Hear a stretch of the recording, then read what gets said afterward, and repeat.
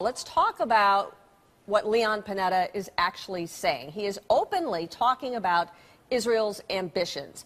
Why would he be doing such a thing? Is this a strategy to warn Iran to back down or face consequences? Well, I think it's certainly true that the U.S. administration over the last several years, both Obama and Bush, have wanted to keep the option of using force on the table.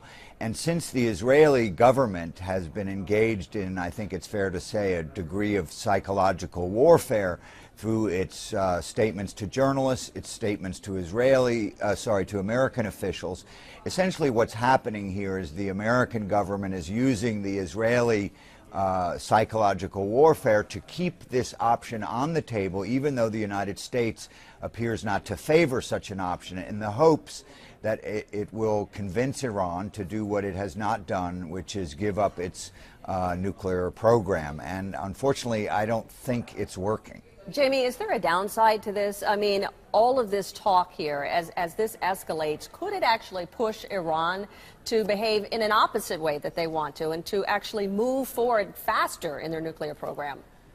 Well, that's certainly one risk. Iran is doing and pursuing psychological warfare of its own, threatening, for example, to shut down the oil flow of the world through the so-called Straits of Hormuz, through which much of the oil comes.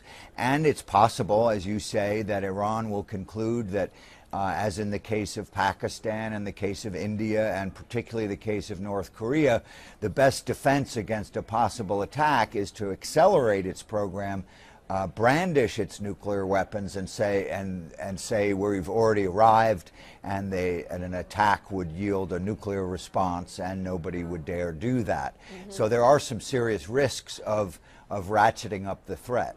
And Jamie, we have been down this path before. It was back in 1981. Israel destroyed a nuclear reactor in Iraq because they thought that was a threat. Iran is a lot more powerful than Iraq was back then.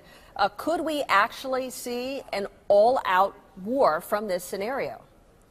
Well, the example that's most recent in the minds of particularly the Israeli Defense Minister Ehud Barak, who would be crucial to such a decision, is his decision in 2007 or 6, a few years ago, to destroy Syria's nuclear reactor.